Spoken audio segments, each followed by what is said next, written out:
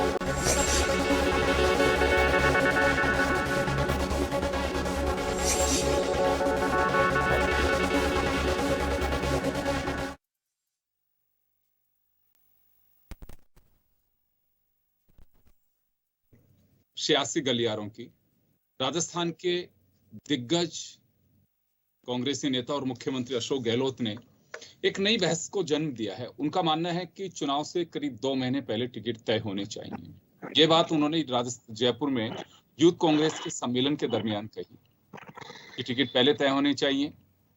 लेकिन जानकारों से जो जानकारी मिली है, अभी तक कहीं पे भी कांग्रेस ने 2 महीने पहले टिकट तय नहीं किया। एक नए तरह का फासला हो, क्योंकि राजस्थान में इसी साल चुनाव भी है। क्या मायने हैं इसके? क्योंकि अशोक गहलोत अगर कोई बात कर रहे हैं तो उसके पीछे बहुत कुछ बातें होती हैं, उनका अपना एक नजरिया होता है, उसका अपना एक वजूद होता है। तो चले, हमारे साथ इस मुद्दे पर चर्चा करने के लिए दिल्ली से प्रमोद वशिष्ठ जी जुड़े हैं, वरिष्ठ पत्रकार। श्याम सुंदर शर्मा साहब जयपुर से हमारे साथ में हैं, सीनियर जर्नलिस्ट हैं, और हमारे सहयोगी अनिल सैन हमारे साथ जुड़ रहे हैं। प्रमोद जी, इसके क्या मायने हो सकते हैं? आपके नोटिस में हो कहीं पे? जहां तक मेरा मानना है कि अभी तक कांग्रेस ने कोई ये फार्मूला शायद नहीं अपनाया कि 2 महीने पहले कोई टिकट की जाए बात, लेकिन अशोक गहलोत का कहना कुछ ना कुछ सोच समझ के उन्होंने बात कही है, तो इसके क्या मायने हो सकते हैं? तो योगेंद्र जी, कांग्रेस ही नहीं, किसी भी दल में शायद 2 महीने टिकट का हमने ये कोई फार्मूला ऐसा देखा नहीं। और वैसे तो मैं आपको एक स्पष्ट कर दूं शुरुआत में ही कि नामांकन भरने की अंतिम तिथि तक क्या भले ही सिंबल जमा कर दिया हो तो जान अटकी रहती है कि मेरा टिकट कट तो नहीं जाएगा। जिस दिन नामांकन भरने की अंतिम तिथि खत्म हो जाती है उस दिन प्रत्याशी पूरी तरह वो संतुष्ट होता है कि चलो मैंने एक जंग तो चुनाव की जीत ली। अब जो गहलोत साहब ने एक नई छोड़ी है कि 2 महीने पहले टिकट हो, साथ ही यूथ कांग्रेस वाले पहले ही बता दें, उस टाइम वाना विवाद ना करें कि हमको इतने टिकट दो। अब इसके मायने ये हो सकते हैं कि गहलोत साहब इस टाइम पूरी तरह से एक चक्रव्यूह में फंसे हुए हैं। तो ये तो तय है कि अगर मान लो कोई पार्टी का टिकट तय हो जाता है तो वो एंड तक उसको कटने में कोई दिक्कत नहीं आती अगर सही तरह से भूमिका आला कमान के सामने पेश कर दी जाए। तो हो सकता है कि वो 2 महीने टिकट पहले लेके और बाद में जो अपनी स्ट्रेटेजी है उसके तहत किसी को अगर उनका पक्ष का नहीं है तो किस तरह से उसको डैमेज करके कटवाएं टिकट को या अपना प्रत्याशी खड़ा करे क्या, या तो ये रणनीति उन्होंने इस बात को माना होगा। इसका एक सकारात्मक पहलू ये भी है कि हो सकता है वो ये चाह रहे हो कि 2 महीने पहले अगर टिकट हो तो प्रत्याशी एक अच्छी मेहनत करेगा, कड़ी मेहनत कर लेगा, तो पार्टी को इसका लाभ भी मिल सकता है। जाहिर तौर पे अगर लंबे समय अगर वो मेहनत करता है तो लाभ तो मिलेगा, लेकिन क्या मतदाता इसको आम लोग इसको स्वीकार करेंगे 2 महीने की हलचल को? आचार संहिता 33 दिन तक का वो रहता है, 33 के करीब कि वो लागू होने। तो अगर आजकल तो लोग ये बोर्ड लगाने लगे हैं कि कोई 2 बार चल जाए तो कि बार बार वोट मांगकर हमें डिस्टर्ब ना करें। तो 2 महीने में मान लो 30 दिन में आदमी 30 दिन उनके गया, 60 दिन गया, तो इस तरह से आम आदमी भी इस तरह एक तरह से इससे डिस्टर्ब होगा, उनको भी खल पड़ेगा कि भाई राजनेता को तो चुनाव लड़ना है, जीतना है, अब वोटर को तो अपना मन कब बनाना है, कैसे वोट देना है, क्या करना है, वो आदमी डिस्टर्ब नहीं होगा। और इससे 2 महीने का अगर टिकट की बात करें तो जो खर्चा आज 1 करोड़ हो रहा होगा, 50 लाख हो रहा हो, वो निश्चित रूप से बढ़ेगा। इसके नकारात्मक पहलू ज्यादा हैं। जहाँ एक तरफ ये बात हो रही है विश्व में बड़े बड़े देशों में कि चुनाव का समय 7 दिन तक सीमित कर दिया जाए या 1 पखवाड़े तक सीमित कर दिया जाए कि इस अवधि में सारा चुनाव होके खत्म, पूरा डिस्टर्बेंस और सभाओं की जो रैलियों के स्थान निश्चित हो जाए एक शहर में कि भाई इसके अलावा ना आप बाहर जाएंगे, ना घर जाएंगे, ना प्रचार करेंगे, या तो आप सोशल मीडिया के द्वारा या चैनलों के द्वारा अपना विचार रखें और 7-8-10 दिन में अपना चुनाव खत्म हो गए प्रक्रिया पूरी। क्योंकि खर्चे जिस तरह से बढ़ते जा रहे हैं, कई बार प्रत्याशी के लिए सुना जाता है कि 10-15 दिन का जो समय मिल पाता है वही बहुत भारी पड़ता है, उसके ऊपर बहुत मोटा खर्चा होता है। जो लिमिट है फाइनेंशियल, वो तो कब की पूरी हो जाती है 1 ही दिन के अंदर। श्याम जी, आपके पास आना चाहूंगा। गहलोत साहब के ये 2 महीने पहले टिकट तय कराने के कुछ मायने हो सकते हैं इसके, लेकिन एक नजरिए से देखें हम तो इसके पीछे कारण क्या हो सकते हैं? क्या वास्तव में वो चाहते हैं कि दौर बदल रहा है तो कुछ चीजें बदलनी चाहिए, कांग्रेस को उसी तरह से रणनीति बदलनी चाहिए? वो कैसे भी करके इस बार राजस्थान में 1993 से जो एक सिलसिला चल रहा है कि कभी बीजेपी कभी कांग्रेस, कभी बीजेपी कभी कांग्रेस, उस मिथक को टूटना है और हम सरकार वापस ला सकें। ये गहलोत जी की एक बड़ी ख्वाहिश है और मुझे लगता है कि एक चुनौती भी है इसमें। तो एक रणनीति का हिस्सा हो सकता है कि 2 महीने पहले टिकट तय करना, लेकिन क्या वास्तव में ये बैठ पाएगा? देखिए योगेंद्र जी, अब अशोक गहलोत अपने संगठन को नहीं बना पा रहे हैं कि टिकट 2 महीने पहले कैसे डिसाइड करा लेंगे, तो जिसके बदौलत आप चुनाव जीतने का प्रक्रिया हमेशा होती थी कि कार्यकर्ताओं के आधार पर चुनाव लड़ा जाता था और जीता जाता है। देखिए सपा ने ऐसा किया है, पहले सपा समाजवादी पार्टी ने इस तरह की प्रवृत्ति अपनाई थी, या मायावती ने भी अपनाई थी, या आम आदमी पार्टी ने, उसने चुनाव से पहले कैंडिडेट तय करने, कैंडिडेट तो तय हो जाते हैं लगभग, कुछ कैंडिडेटों के ऊपर विवाद होता है। ये भी अब देखिएगा भंवर जितेंद्र सिंह ने आसाम में संसदीय बोर्ड की बैठक दिल्ली में नहीं कराई, वो क्योंकि वो जिस तरह के नेता हैं और जिस तरह की प्रवृत्ति, उनके ऊपर जो आरोप प्रत्यारोप नहीं लगे, इसलिए साफ छवि वाला अगर प्रभारी है और ईमानदारी के साथ काम करता है, संगठन के साथ रह करके काम करता है, तो ये सब चीज संभव है।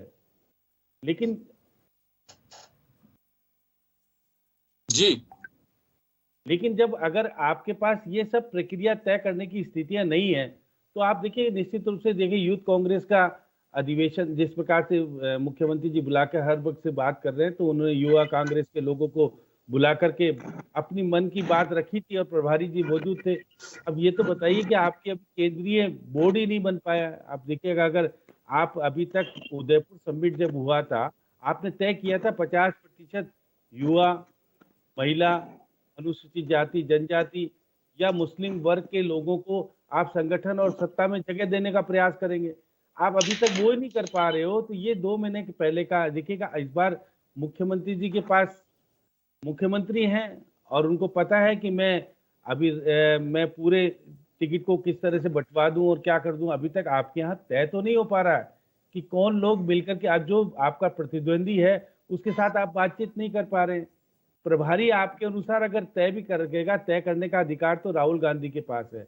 राहुल गांधी ने स्पष्ट तौर पर कुछ कहा है, वो मुख्यमंत्री जी घबराते हैं राहुल गांधी जी से। राहुल गांधी जी कहेंगे नहीं मुख्यमंत्री जी आप दूर रखिएगा, हम अपने आप कर लेंगे काम, क्योंकि देखिए आने वाला जमाना जब विधानसभा का चुनाव होगा तो राहुल गांधी और प्रियंका गांधी कमान संभालेंगे और खड़गे साहब होंगे तीसरे नंबर पे, हो सकता है, क्यों नहीं हो सकते। लेकिन जिस तरह की पार्टी आलाकमान तो अभी खड़गे ही है, पार्टी आलाकमान तो खड़गे ही है, बैठक खड़गे के निवास पे हुई। मेरी बात तो सुनिए, लेकिन इस निर्णय के कौन करता है वहां पर बैठ करके? राहुल गांधी आते हैं। देखिए राहुल गांधी पर्दे के पीछे से आज भी सब कुछ करते हैं। अब आप राहुल गांधी ने राष्ट्रीय अध्यक्ष नहीं बने वो, लेकिन राहुल गांधी ने बना दिया खड़गे साहब। हमारे मुख्यमंत्री जी क्यों नहीं बने राष्ट्रीय अध्यक्ष?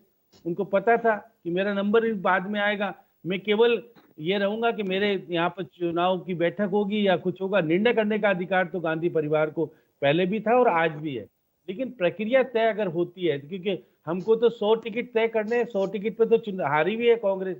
हारी भी जगह पर अगर व्यक्ति सही तरीके के चुनाव लड़ते हैं तो कांग्रेस का अस्तित्व। लेकिन संगठन की दृष्टि से आप कमजोर हो, पहले संगठन तो बना लीजिएगा। संगठन नहीं बनाओगे तो फिर चुनाव में अपने मतदाताओं तक पहुंचने का तरीका तो संगठन ही है। बूथ को मजबूत करोगे तो ही तो आप जीत पाओगे, लेकिन बूथ को मजबूत नहीं करेंगे, कैंडिडेट ला दोगे आप। 2 महीने पहले अगर किसी कैंडिडेट को तय कर दिया तो कार्यकर्ता तो खाना और सब कुछ सिलसिला शुरू हो जाता है, तो वो कैंडिडेट कहाँ से लाएगा, क्या करेगा? इसलिए पार्टी का संगठन मजबूत करके निर्णय करने का अधिकार पहले भी हाईकमान को होता था, हाईकमान करके तय। लेकिन दिल्ली में जिस प्रकार का होता है, सही बात है, जिस प्रकार से नेता पूरी बस लेके जाते हैं, अपने समर्थकों के साथ नारेबाजी करते हैं, कुछ होता है, उससे टिकट मिलता नहीं मिलता पता नहीं, टिकट खरीदे जाते हैं, बेचे जाते हैं, बहुत सारे आरोप 2018 में लगे थे, आपने देखा था। इन सब चीजों से बचने के लिए अगर रणनीति तय की जाती है, महीने भर तय, आप देखिएगा 21 दिन पहले तो प्रक्रिया शुरू हो जाती है जिस तरह का होता है। लेकिन जिस प्रकार की स्थितियां हैं उसमें आप तय कीजिए, मना नहीं है। आप खुद इतने बड़े नेता हैं, आप जाके दिल्ली में बैठ करके आप राष्ट्रीय अध्यक्ष जी से बात कीजिए और उसके बाद राहुल गांधी और गांधी परिवार से तय कराइए ना गाइडलाइन, कौन मना करता? आप यूथ कांग्रेस में ये मामला। चलिए मैं वापस लौट रहा हूं सर आपके पास में, मैं अनिल के पास में जाना चाहूंगा। अनिल, आप मौजूद थे जब मुख्यमंत्री अशोक गहलोत ये बात कह रहे थे, कुछ इसके मायने तय हो पा रहे थे कि किस भाव में उन्होंने कहे, क्यों कहा, या आखिर चर्चा का विषय क्यों बना? देखिए इन दिनों राजस्थान में अगर देखा जाए तो मिशन 2023 को लेकर कवायद चल रही है, और इस कवायद में जीत की भूमिका कैसे पार्टी स्तर पर संगठन की बात हो या फिर आने वाले दिनों के अंदर जब 2023 की नतीजे वहां पर आएंगे तो उन नतीजों में कांग्रेस कैसे भारतीय जनता पार्टी फिर विपक्ष की पार्टियों से आगे बढ़कर निकले, उन चीजों को अगर देखा जाए वो कैसे हो सकता है, उसके बाद इन जो एनालिसिस है वो कहीं ना कहीं मुख्यमंत्री अशोक गहलोत का यहाँ पर दिखाई दिया। यहाँ पर मुख्यमंत्री अशोक गहलोत जो कह रहे थे, शायद वो लगा कि 100 सीटें जो पार्टी हारी हुई है वहां पर, या फिर 200 सीटें जो राजस्थान में विधानसभा की हैं, उन 200 सीटों में 35 से 40 सीट ऐसी हैं जहां पर कांग्रेस या तो जीतती नहीं है, या वहां पर जीत का जो चुनाव का जो जीत की भूमिका है वो एनालिसिस में कहीं ना कहीं कम आता है। तो उन सीटों को अगर फोकस किया जाता है, उन सीटों को अगर 2 महीने पहले या 2 महीने के आसपास तक अगर उम्मीदवार को उतारा जाता है तो संभव है, क्योंकि पार्टी के खाते में तो वो सीट आती नहीं है। अगर उन सीटों पर 2 महीने पहले उतारा जाएगा तो वो पार्टी के खाते में अगर वहां से कुछ 50% या 40% का आंकड़ा वहां पर आता है तो पार्टी के लिए सुखद रहेगा। कर्नाटक का एक छोटा सा उदाहरण यहाँ पर देना चाहूंगा। लगभग 45 दिन पहले 124 उम्मीदवारों का लिस्ट वहां पर जारी की गई थी, और उसका अगर एनालिसिस किया जाए, कांग्रेस का जो बेनिफिट वहां पर रहा था, लगभग 75% जो जीते हुए उम्मीदवार थे वो 124 में से निकल कर आए थे। तो ये एक आकलन भी कहा जा सकता है कि शायद कांग्रेस ने वहां पर कुछ पायलट प्रोजेक्ट के तौर पर एक तरह से देखा हो कि टेस्ट किया हो कि किस तरह से अगर पहले टिकट देते हैं तो क्या रहता है, अगर पहले टिकट दिया जाए तो उसका आकलन यहाँ पर क्या रहता है। ये सफलता वाला जो मंत्र है, शायद लगता है कि राजस्थान के अंदर भी जो है वो कांग्रेस यहाँ पर अपनाना चाहती है। पिछले दिन हमने देखा भी था कि कर्नाटक के कुछ फॉर्मूले राजस्थान में अपनाए जा सकते हैं। ये भी संभव है कि इस फॉर्मूले पे भी यहाँ पर काम किया जा सकता है, जहां पर सफलता अगर कांग्रेस को यहाँ पर चाहिए होती है, सफलता के अगर मंत्र में यहाँ पर देखा जाए तो ये कहीं ना कहीं इस मिशन में जो है वो कांग्रेस इस ओर से देख रही है। बिल्कुल प्रमोद जी, तो यहाँ पे यह माना जा सकता है कि अशोक गहलोत को लगता है कि जो सीट हम जिस पे रिस्क लेने हैं तो एक रणनीति के तहत उस पे ले सकते हैं, क्योंकि उनको कांग्रेस ये मान के चलती है कि हो सकता हमारे हाथ से चली जाए, लेकिन अगर उसमें मजबूती से अगर काम करेंगे तो कैंडिडेट को इतना समय मिल सके कि वो उन लेकुनास को ढूंढ सकता है कि हार के कारण क्या है, उन्हें दुरुस्त किया जा सके। ये एक मंशा मान सकते हैं मैं। देखो योगेंद्र जी, अगर मान लो अशोक गहलोत जी का फार्मूला चलता है तो फिर 200 की 200 सीटों के टिकट 2 महीने पहले ही दिए जाएं। फिर ये ना हो कि जैसे कर्नाटक की तरह 4 चरण कर दिए। लास्ट मतलब 53 टिकट तो उन्होंने लास्ट में दिए थे, बिल्कुल विवाद के उसमें।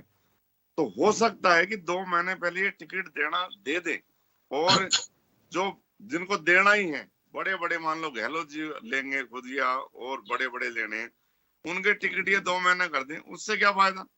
जो सीट डिस्प्यूटेड है और जिस सीट पे कड़ी मेहनत करनी है, इन गहलोत जी के टिकट से पहले उसका टिकट फाइनल हो 2 महीने, जब तो माने इनकी बात में दम है और उन्होंने कुछ किया है, ताकि वो कैंडिडेट वहां का है वो अपना पूरी तरह से प्रयास कर सके और उसको इस बात की चिंता हट जाए कि नाम वापस लेने की तिथि तक मेरा टिकट बच गया, अब संतुष्ट हो गया हूं मैं। क्योंकि बड़े नेता तो संतुष्ट हो जाए, भाई टिकट मिलना ही है।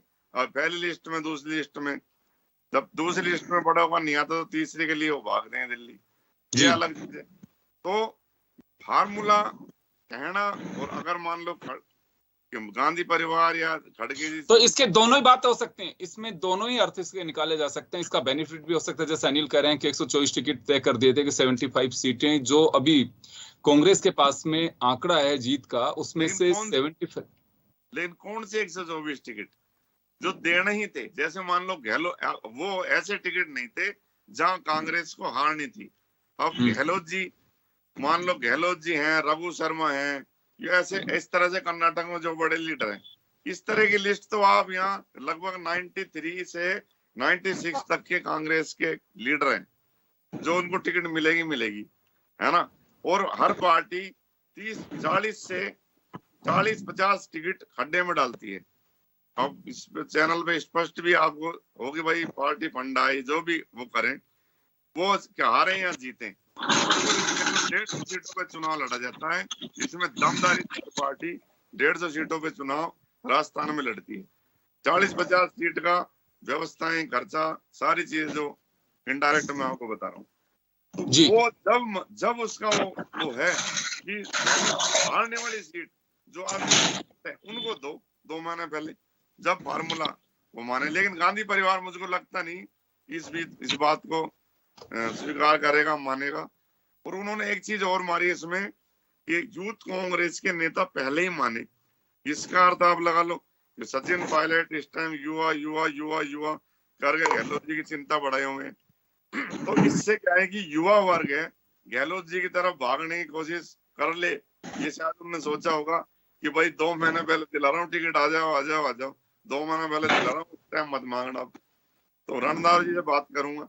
खैर चले, टिकट से ज्यादा जरूरी तो यह है कि कांग्रेस अपने 2 महीने पहले अगर डिफरेंसेस को सॉर्ट आउट कर लिए थे, तो मेरे ख्याल में टिकट से बेहतर तो ये होगा कि अभी जिस तरह से, बेशक इस बात को स्वीकार करे ना करे, लेकिन साफ दिखाई देता है कि कांग्रेस में टिकट बंटवारे से ज्यादा जो बड़ी मुसीबत है वो है कि सचिन पायलट और अशोक गहलोत के बीच के डिफरेंसेस। चले, मैं एक बार श्याम शर्मा साहब का रुख करना चाहूंगा। श्याम जी, यूथ कांग्रेस के सम्मेलन में जैसे अनिल ने स्पष्ट किया कि उन सीटों को लेकर के वो अपनी इच्छा जाहिर की उन्होंने कि जो कांग्रेस के खाते में नहीं आती हैं और कांग्रेस उनको लेकर के चिंतित रहती है। तो कांग्रेस को लगता है कि अगर ये पहले से तय हो तो कहीं पे भी अगर कोई खामी है तो उसे हम दूर कर सकते हैं, हमें तैयारी का मॉडल क्या अपनाना है उस पर गौर कर सकते हैं। तो एक बड़ा कारण ये हो सकता है। देखिए योगेंद्र जी, यहाँ सबसे बड़ी चीज आ रही है कि कैंडिडेट को बड़ा बनाया जा रहा है, पार्टी को बड़ी नहीं बनाया जा रहा है। कांग्रेस के नाम पर चुनाव जीतना चाहिए, अशोक गहलोत के नाम से चुनाव नहीं जीते, सचिन पायलट के नाम से चुनाव नहीं जीते। ये तो लीडरशिप तो कर सकते हैं, लेकिन कांग्रेस को यहाँ कांग्रेस का नाम जो इस तरह से बढ़ावा होना चाहिए कि कांग्रेस का पहले कहा जाता था कि कांग्रेस के का नाम पर जो भी चुनाव लड़ेगा जीत जाएगा, या जिसका जमाना चलता है। अब आप देखिए, कैंडिडेट तय करने की, परिपाटी तय करने की एक प्रक्रिया है तो कर सकते हो, लेकिन उसमें ये होगा कि 2 या 3 व्यक्ति करोगे, आप एक व्यक्ति को कैसे फाइनलाइज करोगे। कुछ सीटों पे हो सकता है कि हाँ ये लगातार जीत जा सकती है, लेकिन किस प्रकार से आपने दिखेगा कि जो काटने का प्रक्रिया है। अब देखिए, सबसे विवाद का विषय तो दिखेगा अशोक गहलोत जी के साथ ये है कि आप उन लोगों का पैरवी करोगे जिन्होंने एक पार्टी को हराया, क्योंकि आपने पहचान को बचाने में अहम भूमिका निभाई निश्चित तौर पर। लेकिन आज उस कैंडिडेट की क्या गलती थी जो कांग्रेस का चुनाव हार गया था, जिसके आधार पर। तो ये देखिएगा, नया जो बीएसपी के लोग जो शामिल हो गए उनको टिकट दोगे, उनके साथ लोग जुड़ेंगे। इसलिए ईमानदारी के साथ जो सर्वे हो रहा है, पार्टी सर्वे करा रही है, जैसे 3-4 स्तर से सर्वे हो रहा है। सर्वे होने के बाद जिनाइन व्यक्ति को अगर टिकट दिया जाएगा तो निश्चित रूप से वो चुनाव लड़ेगा ढंग से। लेकिन संगठन की दृष्टि से यदि कमजोर हो गए आप, तो आप चुनाव ढंग से नहीं लड़ पाओगे। इसलिए पहले अशोक गहलोत साहब, आप कह रहे हो कि कैंडिडेट तय करा लो, लेकिन पहले से जो मनमुटाव है उसको दूर करा लो।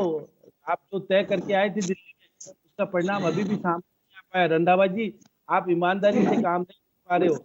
रंधावा जी के माध्यम से कोई संदेश जाएगा तो ठीक होगा। आप कांग्रेस कमेटी में प्रस्ताव लाइए और उसको भेजिए राष्ट्रीय समिति के पास, कांग्रेस कमेटी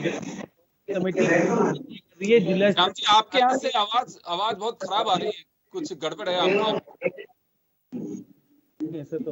तो चले, एक सवाल मैं अनिल आपसे लेना चाहूंगा, समय हो रहा है कि गहलोत साहब की बात तो कही, खैर उनके अपनी एक रणनीति का हिस्सा भी हो सकता है, कुछ सोच समझ के। मैंने स्टार्टिंग में अपनी डिबेट, पीसीआर आपके यहाँ से आवाज आ रही है, पीसीआर। तो मुझे लगता है कि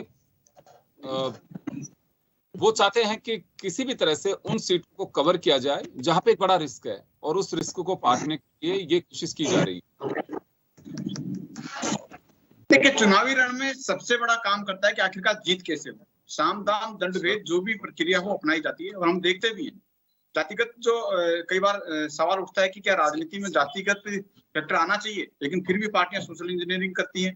टिकट वितरण में देखते हैं कि कहां पर किस जाति का ज्यादा जो वोटर है उसी तरह से उस जाति के जो लोग हैं, उम्मीदवार हैं, उनको वहां पर टिकट दिया जाता है। तो इसी भूमिका में अगर इस फॉर्मूले को अपनाया जाता है तो कुछ बेनिफिट कांग्रेस को यहाँ पर हो सकता है। हालांकि कांग्रेस के पास फिलहाल खोने के लिए कुछ भी नहीं है। कांग्रेस के खिलाफ अगर देखा जाए, एंटी इनकम्बेंसी काम यहाँ पर करेगी। पिछली बार 100 के करीब सीटें यहाँ पर जीत कर आई थी, 100 हारी भी सीटें हैं, वहां पर प्रयोग किया जा सकता है। प्रयोग अगर सफल होता है उन 100 सीटों के ऊपर, तो कहा जा सकता है कि यहाँ से भी कुछ बेनिफिट कांग्रेस को मिल सकता है। तो अगर रिपीट कांग्रेस को होना है तो कुछ अच्छे प्रयोग यहाँ पर करने होंगे। अच्छे प्रयोग के साथ साथ सफलता कैसे हासिल हो, यहाँ पर मेहनत भी करनी पड़ेगी कांग्रेस को। जिस तरह से मुख्यमंत्री अशोक गहलोत ने संकेत भी दिया कि कुछ विधायक ये खुद स्वीकार करते हैं कि आने वाले विधानसभा चुनाव के अंदर वो जीत नहीं पाएंगे। तो ऐसे में अगर उन विधायकों की राय लेकर दूसरा कैंडिडेट कौन हो सकता है जो जीत सकता है। अगर उसके साथ में ये जो निवर्तमान विधायक हो वो साथ में अगर वहां पर लगकर चुनाव लड़ता है तो वो कांग्रेस के खैमे में कुछ वोट वहां पर तब्दील करवा सकता है। तो ये अगर संगठनात्मक रूप से एकजुटता वहां पर होगी, इस तरह के फॉर्मूले अगर कांग्रेस काम में लेगी तो कुछ ना कुछ फायदा जो है वो कांग्रेस को यहाँ पर संभव सा नजर आता है। और जिसके आधार पर ये कहा जा सकता है कि 2023 में जो मुकाबला है भाजपा के साथ में जो कड़ा मुकाबला रहेगा, शायद वहां पर आर पार की लड़ाई यहाँ पर देखी जा सके। जी बिल्कुल आप सही कह रहे हैं, और बड़ा कारण यही लगता है कि गहलोत अगर बात कर रहे हैं तो कुछ उसके पीछे की अपनी रणनीति होगी, लेकिन रणनीति के साथ में दोनों ही बातें हैं कि कांग्रेस में जिस तरह का राजस्थान में उथल पुथल चल रहा है उसको लेकर के भी उनका एक अपना एक नजरिया हो सकता है।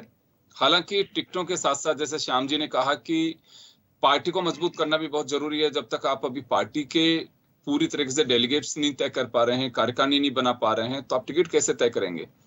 दूसरी तरफ एक कटु सत्य है कि टिकटों के साथ साथ पार्टी को अगर 2 महीने पहले तक भी आचार संहिता के दोनों नेताओं के डिफरेंसेस दूर कर देते हैं तो मुझे लगता है कि टिकटों से बड़ी कवायद वो होगी। खैर अभी पार्टी का नजरिया है, लेकिन एक नई बहस को जन्म जरूर दे दिया है मुख्यमंत्री अशोक गहलोत के इस बयान ने। अब देखना होगा कि आगे किस अंजाम तक पहुंचती है बात। उन्होंने कहा है कि मैं प्रदेश प्रभारी के माध्यम से पार्टी आलाकमान तक ये बात पहुंचाऊंगा, तो मुझे नहीं लगता है कि गहलोत का इतना छोटा कद है कि उन्हें प्रभारी के माध्यम से आलाकमान तक बात पहुंचानी पड़े। वो खुद डायरेक्ट बात कर सकते हैं, उनका कद खड़गे से कम नहीं आका जा सकता। तो अब देखना होगा कि गहलोत जी की इस चाल, या ये कहूं कि एक पैतरा तो मैं नहीं कहूंगा इसे, लेकिन एक नया जो एक बहस के लिए अपना स्टेटमेंट दिया है उसका कहां तक कितनी बात पहुंच पाती है और कितना असर हो पाता है, ये देखने वाली बात होगी। चलिए बहुत बहुत शुक्रिया आप सभी का, और खास खबर में इतना ही। दीजिए इजाजत, नमस्कार।